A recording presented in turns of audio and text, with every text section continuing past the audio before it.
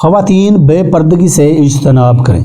محمد بن ابراہیم سے روایت ہے کہ عبد الرحمن بن عوف رضی اللہ تعالی عنہ کی لونڈی کہتی ہے، میں نے سیدہ ام سلمہ رضی اللہ تعالی عنہ سے کہا، میں اپنا پلو لمبا رکھتی ہوں اور کبھی ناپاک جگہ سے بھی گزرنا پڑتا ہے، تو انہوں نے کہا کہ رسول اللہ صلی اللہ علیہ وسلم نے فرمایا، اس کے بعد والی پاک زمین اسے پاک کر دیتی ہے۔ ناظرین، اس کے فوائد کچھ اس طرح سے ہیں کہ نبی صلی اللہ علیہ وسلم کے عہد مبارک کی خواتین پردہ کرنے کا خوب اہتمام کرتی تھیں، حتیٰ کہ اپنے پاؤں تک ڈھانپتی تھی۔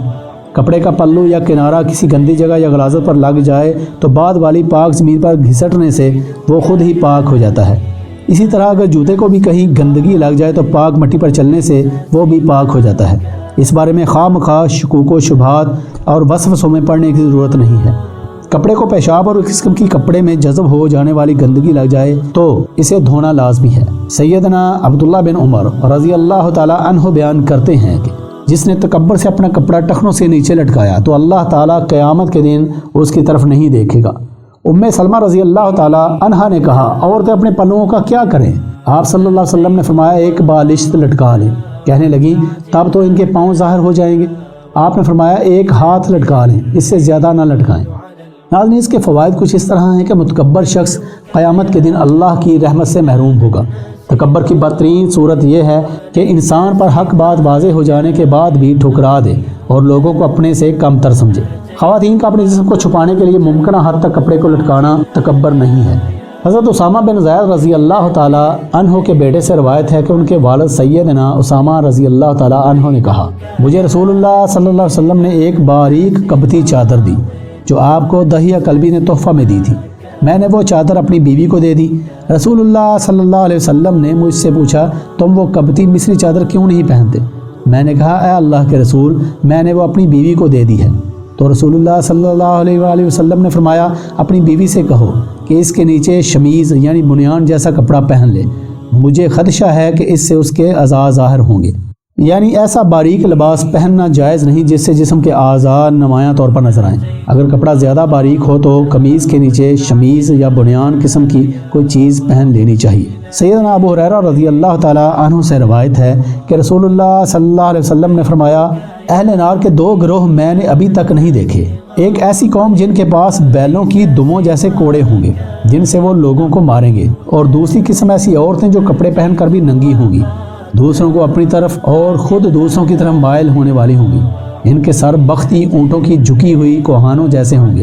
جنت میں داخل ہوں گی نہ اس کی خوشبو پا سکیں گی، حالانکہ اس کی خوشبو اتنی مسافت سے محسوس کی جا رہی ہوگی۔ یعنی کسی پر ناجائز ظلم خواہ انسان خود کرے یا کسی سے کروائے، بہرحال وہ جائز نہیں اور قابل مذمت اور قابل جرم ہے۔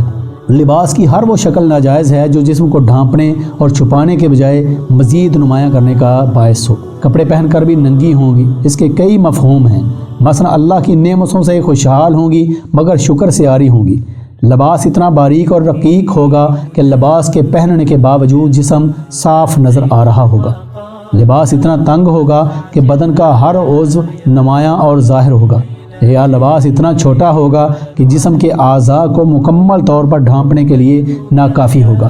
یہ تمام صورتیں شرعاً ناجائز ہیں، مگر افسوس کی بات یہ ہے کہ جدید فیشن اور نت نئے ملبوسات کے تنوعات نے مسلم خواتین پر اس قدر غلبہ پا لیا ہے کہ ان کے ملبوسات اور غیر مسلم خواتین کے ملبوسات کا فرق بالکل ختم ہو گیا ہے۔ اللہ ہمارے حال پر رحم فرمائے۔ خواتین کے لیے سر کی مینڈیاں بنانا جائز ہے، البتہ وہ بہت زیادہ بلند اور اوپر کو اٹھی ہوئی نہیں ہونی چاہیے۔ اجنبی مردوں کے سامنے اپنے جسم کی نمائش و آرائش کرنے والی خواتین کے لیے جہنم کی وعید ہے۔ یہ دونوں گروہ نبی صلی اللہ علیہ وسلم کی حیات طیبہ کے بعد وجود میں آئے، لیکن آپ صلی اللہ علیہ وسلم نے جس طرح پیشین گوئی فرمائی تھی، ان کا ظہور اسی صورت میں ہوا۔ یہ آپ کی نبوت کے معجزات میں سے ایک معجزہ ہے جس پر ایمان لانا واجب ہے۔ سیدنا عبداللہ بن عمر رضی اللہ تعالی عنہ بیان کرتے ہیں کہ میں نے رسول اللہ صلی اللہ علیہ وسلم سے سنا، میری امت کے آخر میں ایسے لوگ ہوں گے جو کجاوے کی مانند زینوں پر سوار ہوں گے، مسجد کے دروازوں پر اتریں گے۔ ان کی عورتیں لباس پہن کر بھی بے پردہ ہوں گی، ان کے سروں پر کمزور بختی اونٹوں کی ڈھلکی ہوئی کوہانوں کی طرح چوڑے ہوں گے۔ ان پر لعنت کرنا بلا شبہ وہ ملعون عورتیں ہیں۔ اگر تمہارے بعد کوئی اور امت ہوتی تو تمہاری عورتیں ان کی عورتوں کی خدمت کرتی، جس طرح پہلی امتوں کی عورتیں تمہاری خدمت کرتی ہیں۔ سیدنا عبداللہ رضی اللہ تعالی عنہ نبی کریم صلی اللہ علیہ وسلم سے بیان کرتے ہیں، عورت چھپانے کی چیز ہے، جب یہ گھر سے باہر نکلتی ہے تو شیطان اسے خصوصی توجہ دیتا ہے، مردوں کی نظروں میں خوبصورت بنا کر پیش کرتا ہے۔ یعنی لفظ عورت سے مراد شرم گاہ اور ہر وہ چیز ہے جس کے سامنے آنے سے انسان حیا محسوس کرے۔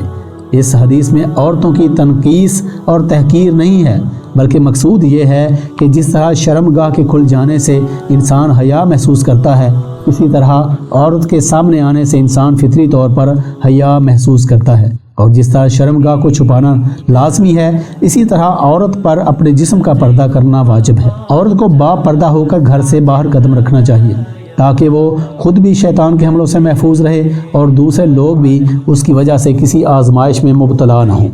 خواتین اپنے خامدوں کے لیے آرائش کریں۔ سیدنا جابر رضی اللہ تعالی عنہ سے روایت ہے کہ رسول اللہ صلی اللہ علیہ وسلم نے فرمایا، جب تم میں سے کوئی رات کو سفر سے واپس گھر آئے تو اپنے گھر والوں کے پاس اطلاع دیے بغیر اچانک نہ آئے، تاکہ خامد کو غیر حاضر پانے والی زائد بالوں کی صفائی کر لے اور بکھرے بالوں کو سنوار لے۔ یعنی آدمی لمبے سفر پر نکلا ہو تو واپسی پر اپنے گھر والوں کو اطلاع دے کر گھر آنا چاہیے۔ اگر اطلاع دے دی ہے تو پھر رات کو گھر آنے میں کوئی قباحت نہیں ہے۔ اس کی حکمت یہ ہے کہ خامد کے گھر آنے سے پہلے اس کی بیوی زیب و زینت کر کے اس کی رضا اور رغبت کا سامان کر سکے، اور گھر پہنچ کر وہ خود بھی راحت و سکون محسوس کر سکے۔ آج کل ٹیلی فون اور موبائل کی وجہ سے اس پر عمل کرنا انتہائی آسان ہو گیا ہے۔ اسی ضرورت کے وقت اطلاع دیے بغیر بھی گھر والوں کے پاس آنا جائز ہے۔ میاں بیوی کو ہر وقت ایسے اسباب اور ذرائع اختیار کرنے کی کوشش کرنی چاہیے جس سے باہم پیار، محبت اور حسن ظن میں اضافہ ہو۔ خواتین کو خوشبو لگا کر گھر سے نکلنے کی ممانعت۔ سیدنا ابو موسیٰ رضی اللہ تعالیٰ عنہ سے روایت ہے کہ نبی صلی اللہ علیہ وسلم نے فرمایا، عورت جب خوشبو لگا کر مردوں کے پاس سے گزرتی ہے تاکہ وہ اس کی خوشبو محسوس کریں تو وہ ایسی یعنی زانیہ ہے۔ آپ نے سخت بات کی۔ سیدہ زینب ثقفیہ رضی اللہ تعالیٰ عنہا بیان کرتی ہیں کہ آپ صلی اللہ علیہ وسلم نے فرمایا، جب کوئی عورت عشاء کی نماز مسجد میں ادا کرنے کے لیے آنا چاہے تو اس رات خوشبو استعمال نہ کرے۔ اسی طرح سیدنا ابو ہریرہ رضی اللہ تعالیٰ عنہ بیان کرتے ہیں کہ رسول اللہ صلی اللہ علیہ وسلم نے فرمایا، جس عورت نے رات کو خوشبو لگائی تو وہ ہمارے ساتھ عشاء کی نماز پڑھنے کے لیے نہ آئے۔ یعنی خوشبو لگا کر عورت کے لیے گھر سے نکلنا حرام ہے۔ خوشبو لگا کر عورت کے لیے مسجد میں جانے کی بھی اجازت نہیں ہے، خواہ اس کے خامد نے اسے اجازت دے دی ہو۔ جو عورتیں خوشبو لگا کر گھر سے باہر نکلتی ہیں، احادیث میں ان کو زانیہ اور بدکار کہا گیا ہے۔ گھر کی چار دیواری میں عورت جس طرح کی چاہے خوشبو استعمال کر سکتی ہے۔